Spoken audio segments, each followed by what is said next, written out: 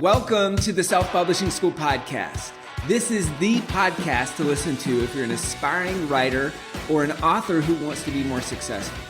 On this show, you'll learn how to write and launch a book successfully, all from the top authors and people just like you who are doing it at the highest level.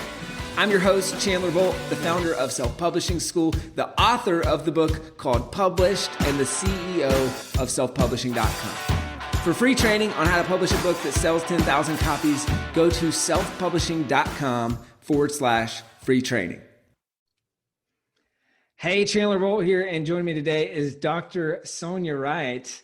Dr. Sonia is a board-certified radiologist, a sexual counselor, as well as a certified life coach. She's awesome. She's a student at Self-Publishing School. We just wrapped up. I know you're at Author Advantage Live. Like, she's just such a fun and amazing person to root for, and has gotten so much results from a PR and speaking perspective, from a growing her business perspective. And so just one of the people that we wanted to highlight and learn from on this podcast, on this show. I'm very excited for this and kind of funny.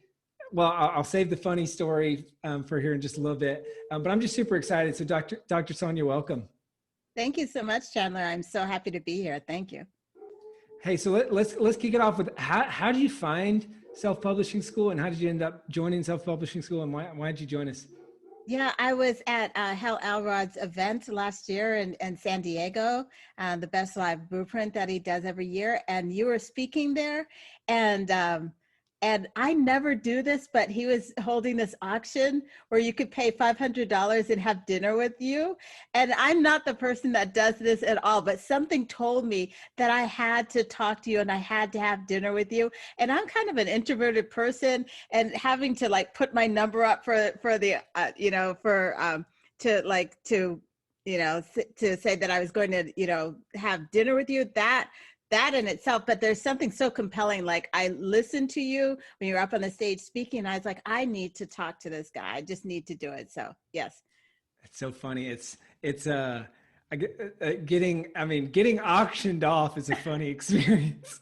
and then dinner and then it's just so funny because I think you knew the backstory too, of like, they kind of surprised me with it, and my girlfriend and I were like literally leaving the speech and had like this snowboarding getaway for the weekend, and it's like all right, cool, as soon as this talk's done, like, we gotta go, and they're like, auction off Chandler for dinner. It was fun, but I think it's just such a fun, like, I was just interviewing Hal Elrod earlier today. He's got the Miracle Morning movie coming out. Check it out, guys, if you haven't already.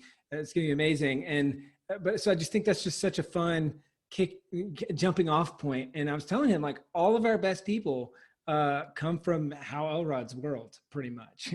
It's like the people that come from that world are just amazing.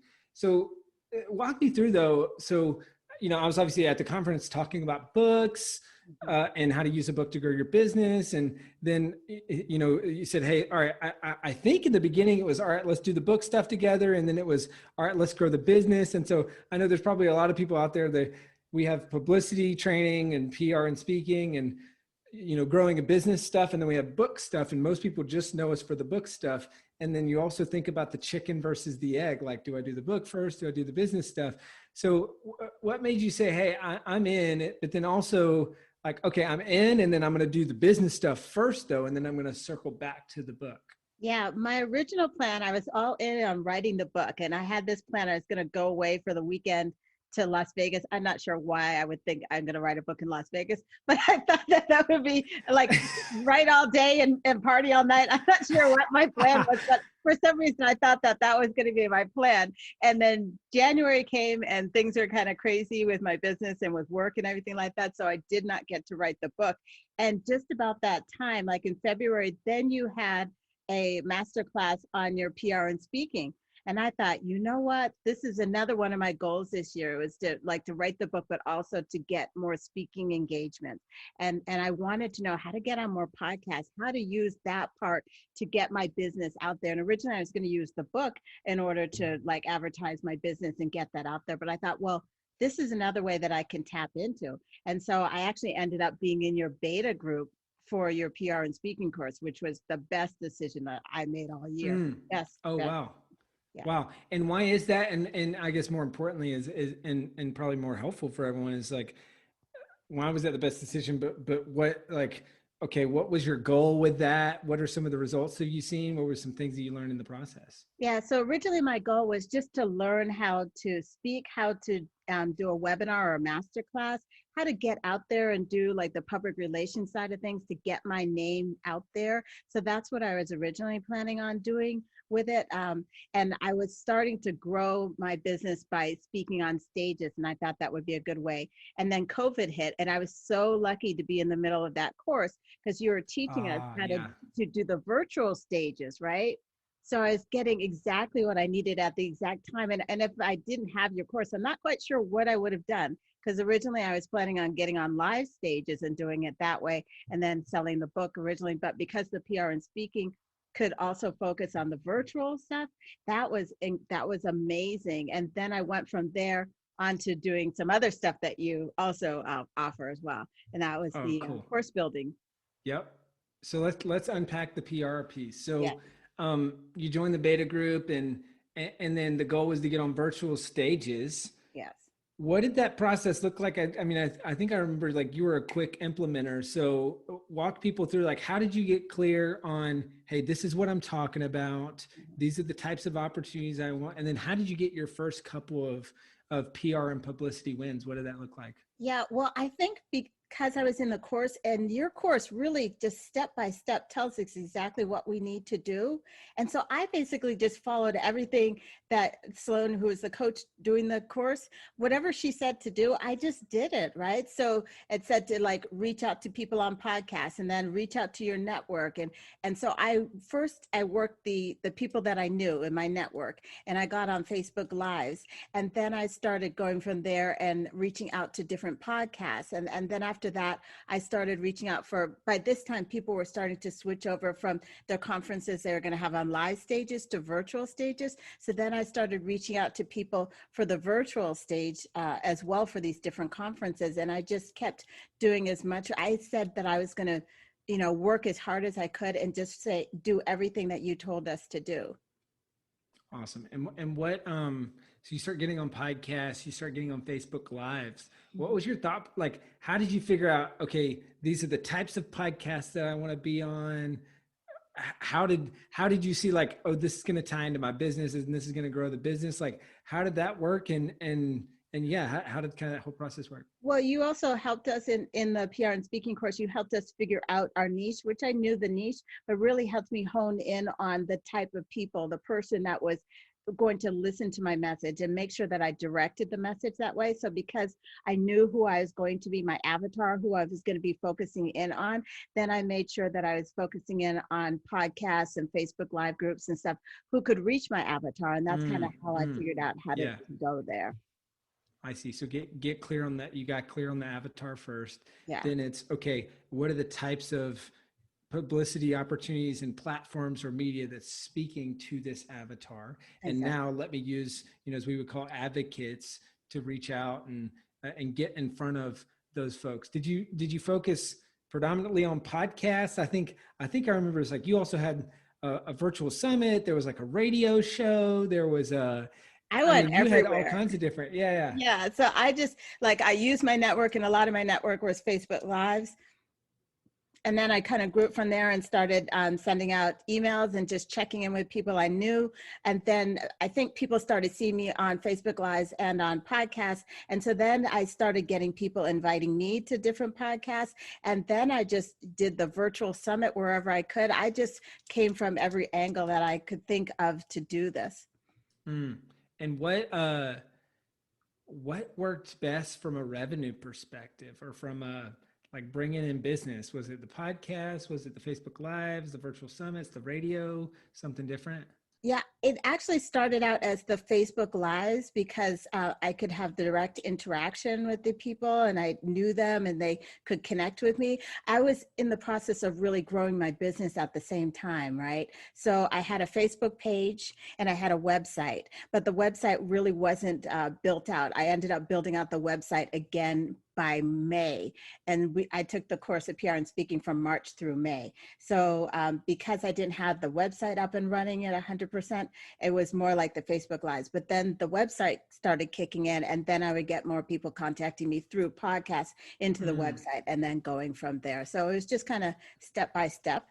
Cool. And so it's okay. Let's build momentum. Let's build awareness. Let's build. And I love that. This is one of the things I love about your stories. It was just implement. What's the exact next thing? Okay, let me implement that. And not because I think so many people in this phase, it's, oh, hold up, I don't have a website. Oh, yeah, I don't have a website, so I can't get on podcasts. I can't do this. I'm going to build my website and then I'll start doing this. But I love that it's the proverbial jump off the cliff and build the airplane on the way down. It's just like, just implement. and then I'm sure that, like, did you get people reaching out to you before you had a website, or like, what did that look like for people who wanted to learn more before? Yeah, if they wanted to learn more about me, they would reach out to me on Facebook, direct messenger. And then the website came up, and when I was on Facebook and starting to go on podcasts, then I would give out my email, so people would contact me through the email.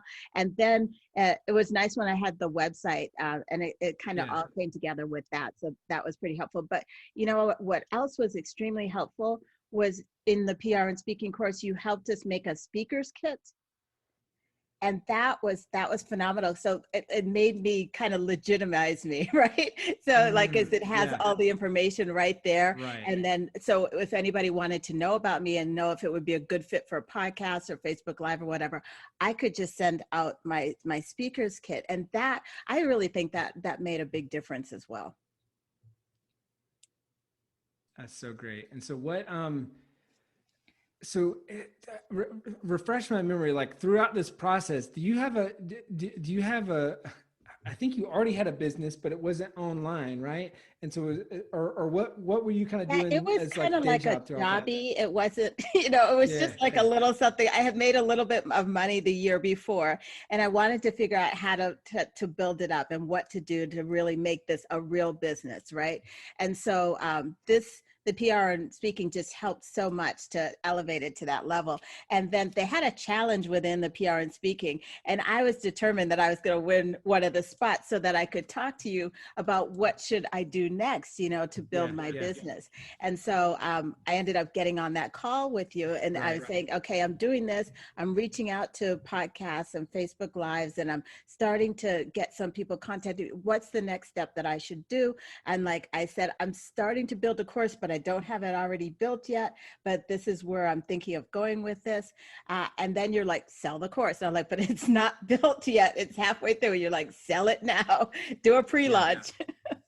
And start monetizing, but sell, then build. Yes. So, hey, let's get into the monetization course thing in just a second. I want to back up just a little bit. So, so you said, I love that term. I've never heard that, like a jobby. Were you all in on this? Like, did you have a day job? Was this on the side? Like, what did that kind of definitely on the side. It was like a side gig. I'm a radiologist. I'm an X-ray doctor, right? So that's what my main thing was. But I wanted to grow this business. I wanted to be a coach. And so I was just trying to figure out how do I shift this and really focus on this to grow this business while I'm still doing my regular day job. Awesome. Now, so I want to talk about, we'll transition into kind of, okay, how do you monetize now? But before that, I mean, like you've got a topic and a niche that I think can be taboo. It's like a sexual counselor. It's like, I think sometimes people hear that and they're like, oh my gosh, we're talking about sex. Like, this is crazy. And so I'd love for you to speak to that. Like, so if you have for others who might have a taboo topic, like, how do you handle that? How do you work with that? How do you not make it weird? Like, do you lean into it? Do you kind of shy away from it? Like, just how do you navigate that? Yeah, that's an excellent question, because I'm a sexual counselor and a life coach, right? And I put that together to become a sex coach. Well, a sex coach it could be anything, right? So you get, if you were to like Google on or go on Facebook and type in sex coach, you will get all type of people. You know, some people will be in lingerie and talking and do their face, you know, so there's all different people that go under the sex coach. But I knew what I wanted and where I wanted to come from and the perspective that I wanted to come from. And I knew that I wanted it to be a fun perspective, but still professional. And so I wanted to focus on building up who I am and the know, like, and trust factor, and to make it where it doesn't feel weird or embarrassing or something, but a person that could naturally just talk to me about whatever their concerns were. So that's like the perspective that I wanted to come from. And like I needed to do advertising, and I had to do Facebook Lives and things like that. And you have to figure out how to say things in a certain way, which is not going to, you know, be too provocative or get you banned from like doing your advertising. Yes. And get flagged by the algorithm Exactly. or something like that. Do you ever get weird like responses when you're outreaching, whether it's on the PR side of things, or like, is that a weird thing that happens and you just shrug it off? Is it people get it and it's actually like it's taboo on the surface, but when you reach out, they're actually like, oh yes, this is something that my audience would be interested in? Yeah, so definitely there's a lot of, I'm the midlife sex coach for women, right? So I focus on midlife and I focus on women, and my focus are women from like about 40 to 50, but I end up encompassing from about 35 to 55, 60 in terms of the women that are interested in what my message is. And so I have a number of people that are focused on midlife that will reach out to me, and then a number of people that are focused on women's empowerment that will reach out to me as well, or that I will reach out to.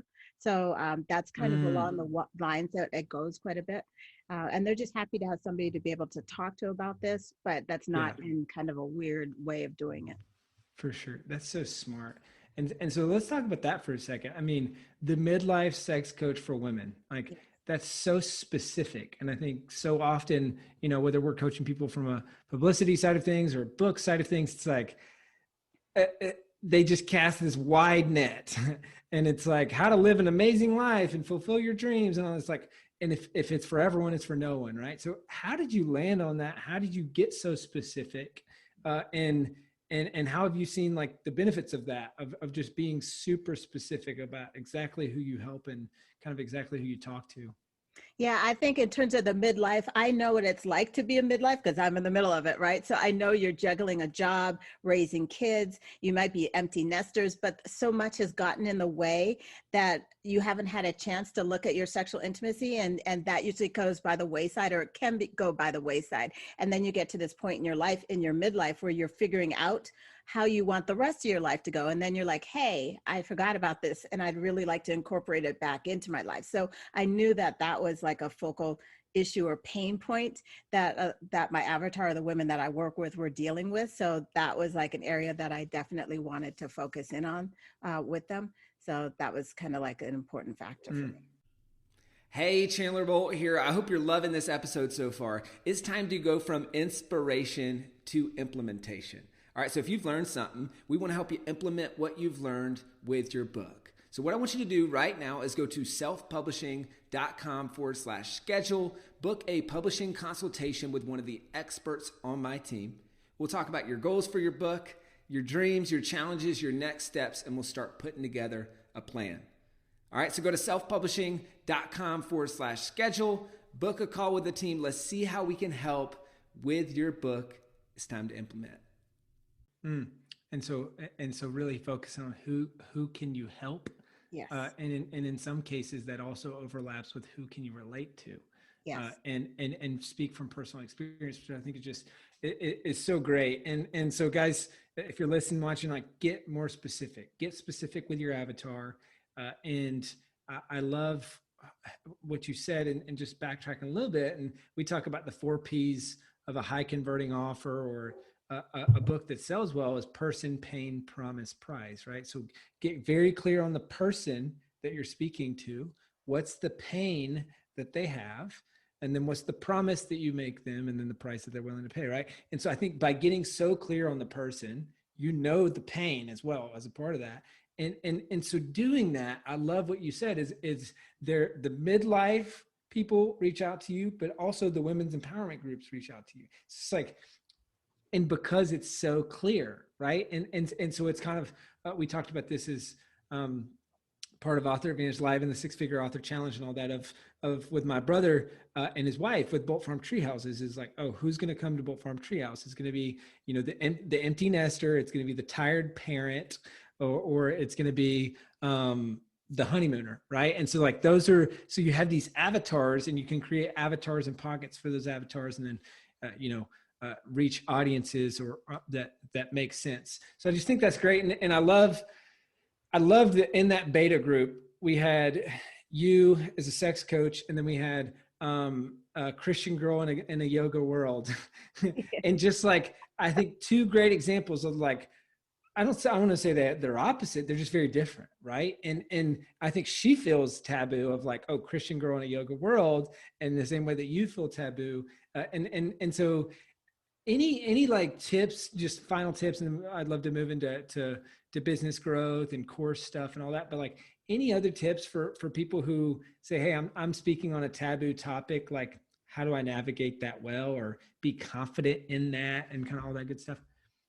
Well, I think I'm a life coach, right? So first you have to be okay with it yourself. You can't go out there and try to sell it to anybody else if you're kind of feeling embarrassed or you don't know what to say, you know, because then they're not, part of the promise is you are part of the promise, right? That you're going to help them. So you have to be confident and solid in dealing with this subject matter. So first work on yourself and make sure you have it and that you're solid and confident. And then you go out there and you make sure that you can serve and help them. But first do it from a place of belief and knowing that you are completely committed to doing whatever needs to be done to be of service to the people that you want to help. That's so great. And I love the emphasis on being of service to the people you want to help, because that's what it's all about. And that's what it comes down to. Right. And so keeping the focus there, that's awesome. So let's transition. So you're getting all this publicity, you get your website up, you're like, okay, how do I monetize this? I want to build this course and sell it. And walk me through the transition of how did you go from, all right, I'm, doing radio stuff, I'm doing podcast stuff, I'm doing virtual summit, to now I've built a course. It's a course that's selling. Like, what did that transition look like?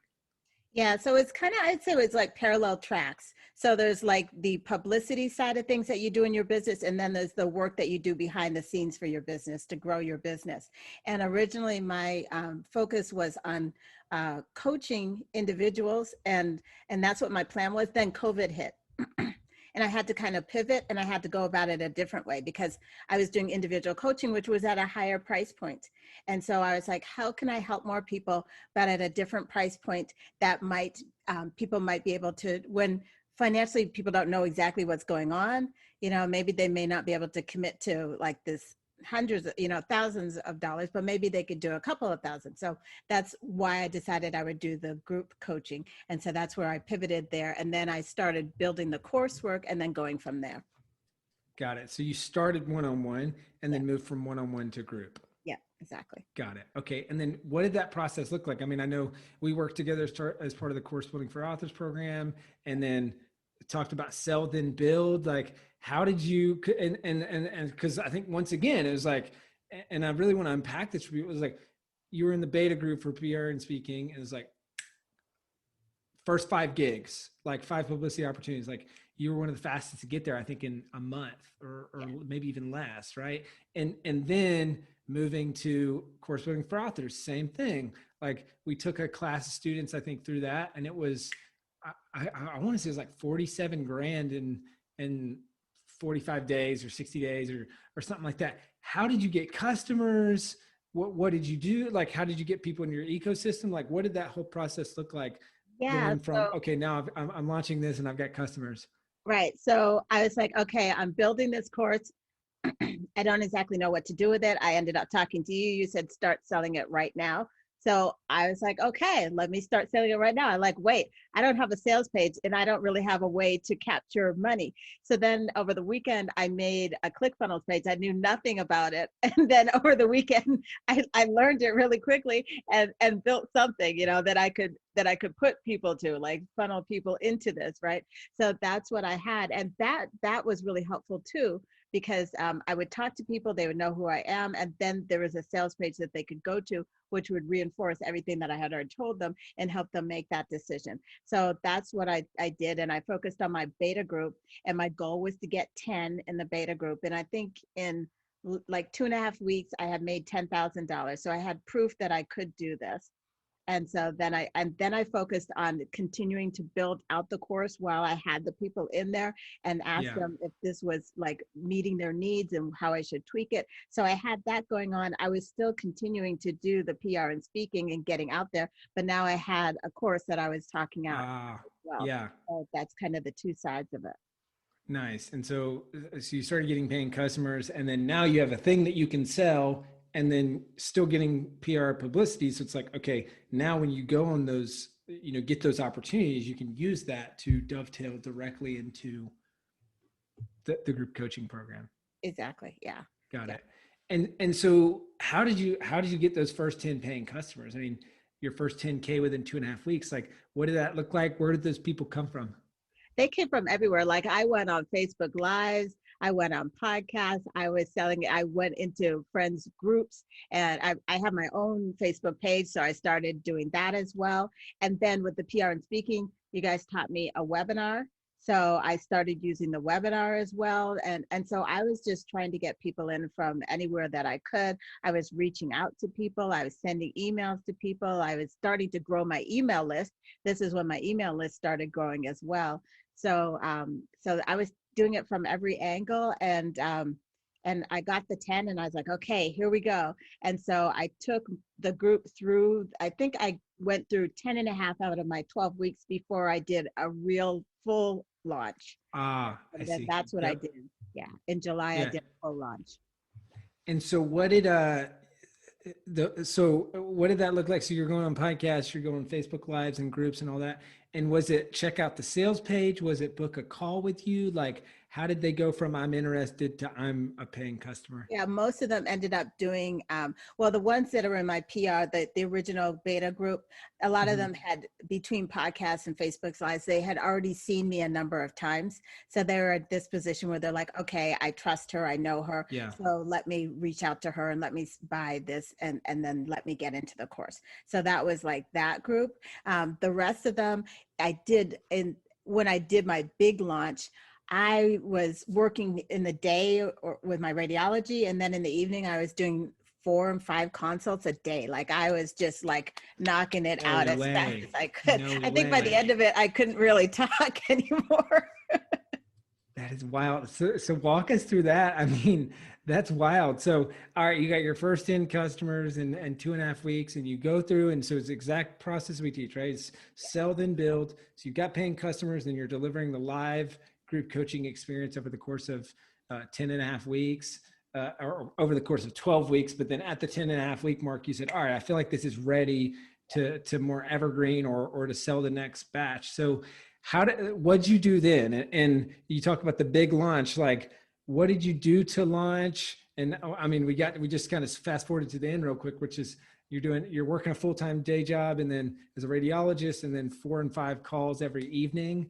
Yeah. How did you even get those calls booked, and what did that launch look like? Yeah, so then I had a scheduler, like an Acuity, and then I would, I had them on the webinar. I was doing my Facebook Lives as well, any way that I could get them. And I started a Facebook ads as well. And so people started knowing who I was. And then, okay, so this is the incredible part of PR and speaking. So at the end of PR and speaking, we have to do our Nifty 50, right? Which is our incredible list of people, the stages that we want to get on our podcast or whatever. So I made this list, and I did this at the end of May. And I had one podcast that was at my top podcast. You're actually on that list too, so let me celebrate that too. But I had one that was at a specific niche that I knew would really make a difference. And I actually put it on my list and gave myself like 10 years, I think, to get on this podcast. I remember thinking, I'm going to just put it there just because Chandler said, make your 50 and put your top one, just put it out there. Because if you don't put it down, you'll never get there. Right. So I put it on, and these circumstances happened that I did that list on May 29th, and on June 29th, I was on her podcast. And that was like, I thought it was going to take me 10 years. It took a month, and I was on her podcast. And so that really helped blow up a lot of the work that I was doing for just the PR and speaking, because she had so many followers that then people really got a sense of who I was. And then my consultations really started booking up as well. Oh, that's cool. And so walk us through that, like dream podcast. You said, hey, within the next 10 years, I want to get on this. You got on it in a month. How'd you do it? Well, it was a chance thing where I ended up being in a webinar, the same webinar that she was in, or a Zoom meeting that she was in. And I ended up introducing myself. And then I ended up talking about my course that I had built out. And so I basically, all the things that happened in PRNS led up to this meeting, right? And I was ready for it, because the opportunity, it's like you have to be prepared for it. It's luck, but preparation, right? Yes. So I had all those things ready to go. And I was like, I have a course, I've done this, this is the person that I speak to. And it just so happened that aligned with what her group was as well. And so then she's like, oh, why don't you come on my podcast? And I was like, what? But of course I was like, yes, that would be a good idea. But inside I'm like, good. Yeah, we could probably book that. Let me check my schedule. That's great. That's awesome. I love the Les Brown, right? Like he says, one of my favorite Les Brown quotes, it's better to be prepared for an opportunity and not have one than to have an opportunity and not be prepared. Exactly. Right. And so being prepared for that opportunity, I mean, it's just a great example from hopefully in 10 years to 30 days from now. And luck is where preparedness meets opportunity, right? So exactly. Just such a great example. So, all right. So you got on that podcast. It sounds like that really helped with booking out consults, and then the consults helped with kind of your first bigger launch. So what, how did you go from podcast to consult? Like, what was your call to action at the end of the podcast, and how did that generate so many consults? Yeah. So the podcast interview had my website on there. And so most people would go to my website, and I linked my website to my Acuity scheduler. So it said like free consultation, so they could click there and they can talk straight to me. And then my website also has a section on my course, On Your Sexuality Now. And then at the bottom, the call to action is, sign up here and, buy the course. But if you want to talk further, then, there's a consultation as well, just for the people that weren't ready to buy. So between those two ways, they got to me for the consultation. That's great. And so you're doing 4 to 5 consults a night during that time period. That's wild.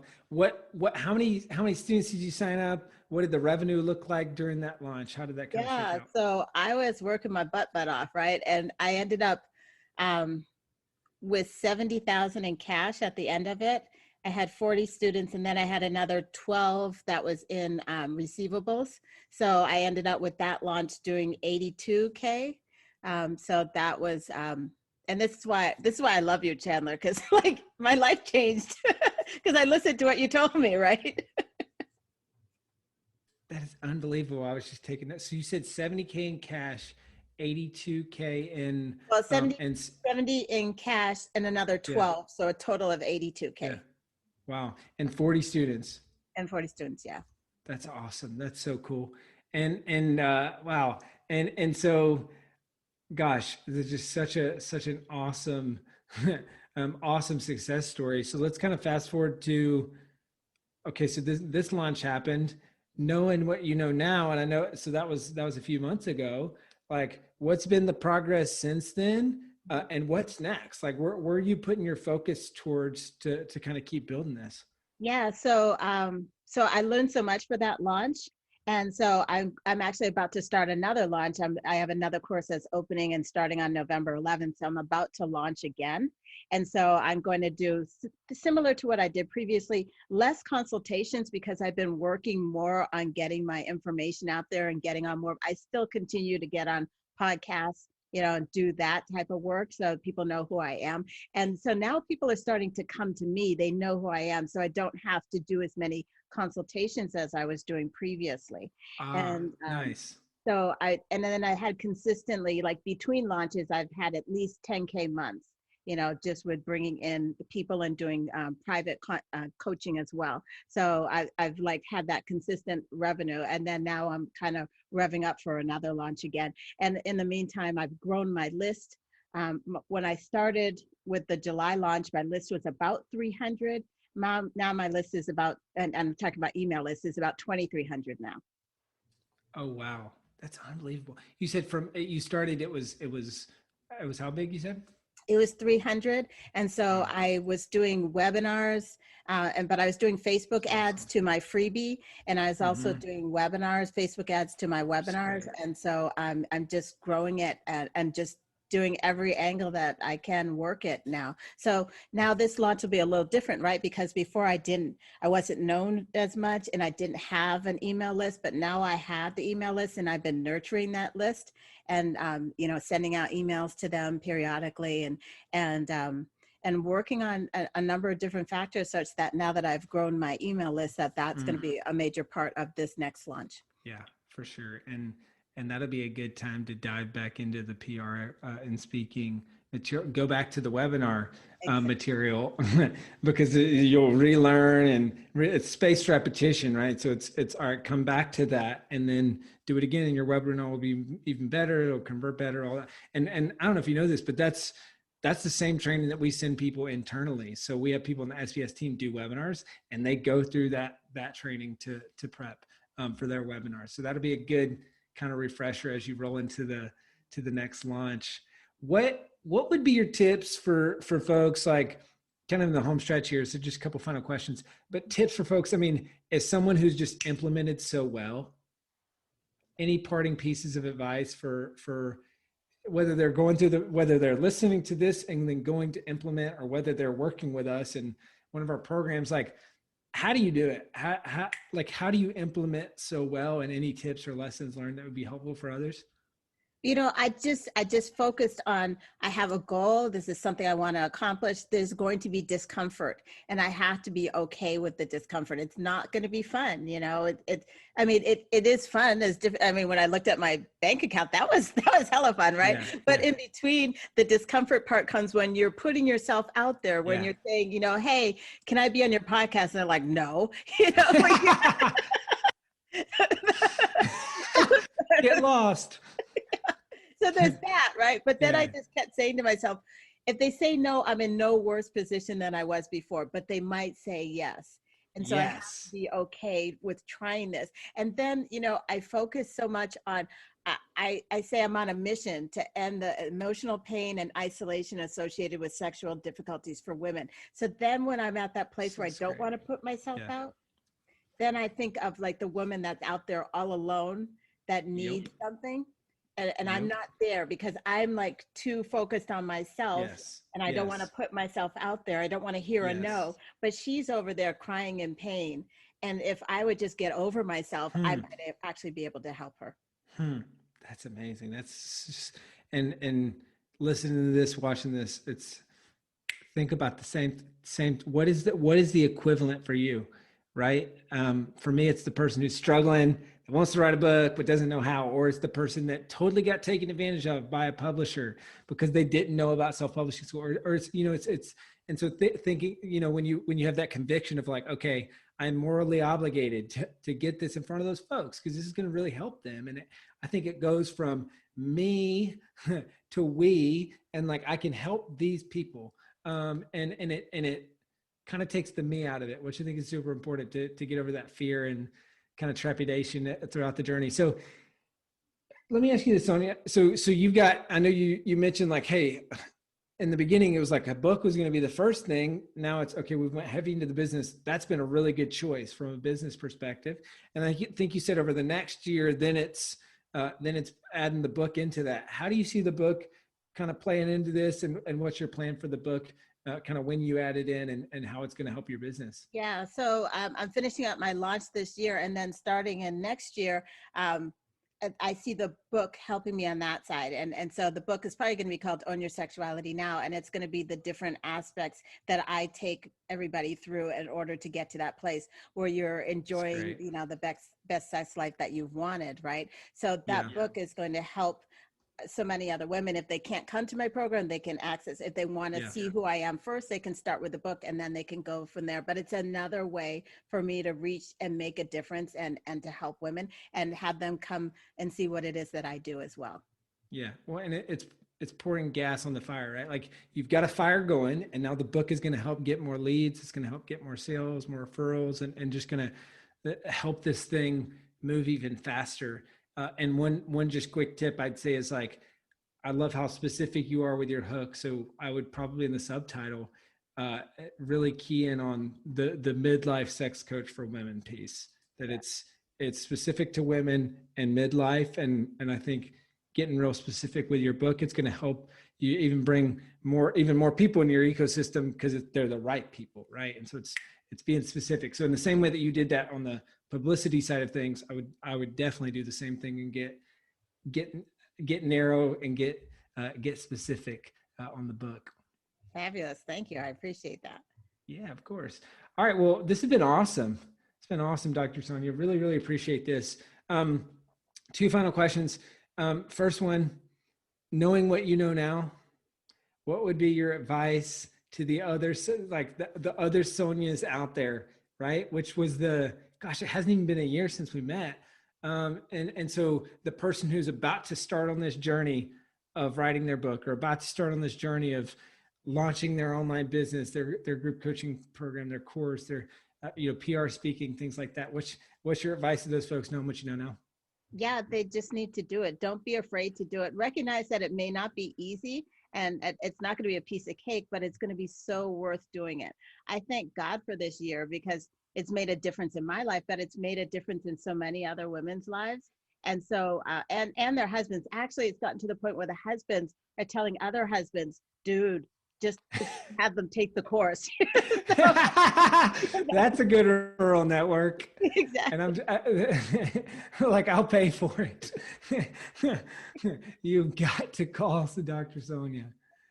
That's exactly. Awesome. So yes, go ahead and do it. And don't be afraid. Just step out. It doesn't have to be done perfectly. It doesn't have to be perfect in any way, but just get started and just continue and don't give up. Yeah, that's awesome. Well, this has been inspiring. Dr. Sonia, where can people go to find out more about you, what you're up to, and all that good stuff? Yeah, the easiest place is my website, soniawrightmd.com. And you can get all my information there, and you can find out about my course, and you can even sign up for my course, which starts on November 11th. Boom. Awesome. Dr. Sonia, you're amazing. Thank you so much for coming in and teaching and just sharing your experience. Thank you. Thank you so much for watching or listening to this episode of the Self-Publishing School podcast. I know there's so many places that you can be spending your time. There's other podcasts that you can be listening to, YouTube channels that you can be watching. So thank you so much. It means the world. Now, I want you to do 3 things right now if you found this episode helpful. All right, number 1, I don't know if you know this, but we've got a YouTube channel. It's a companion channel to this podcast. All the video versions of the episode are on the YouTube channel. So number 1, subscribe to the YouTube channel. Number 2, if you're listening to this podcast wherever, whether this is Spotify, Apple Podcasts, number 2, I want you to subscribe to this podcast right now so you don't miss a future episode. And then number 3, this is probably the most important, leave a review on the podcast. All right, reviews are super important and help this podcast get discovered by other people. So number 3, leave a review on the podcast. Thank you so much. I'll see you in the next episode. If you're on the fence about scheduling a publishing consultation call with my team, maybe you're not quite ready for that, I've got some free training that I think will be really helpful for you. All right, all you have to do is go to register to sign up. Go to selfpublishing.com/free training. When you do, you're also going to get a free digital copy of my new book, published. And on that training, you're going to learn the next steps, so how to implement with your book. So how to write, how to publish, how to launch successfully. So go to register right now at selfpublishing.com/free training. I'll see you there.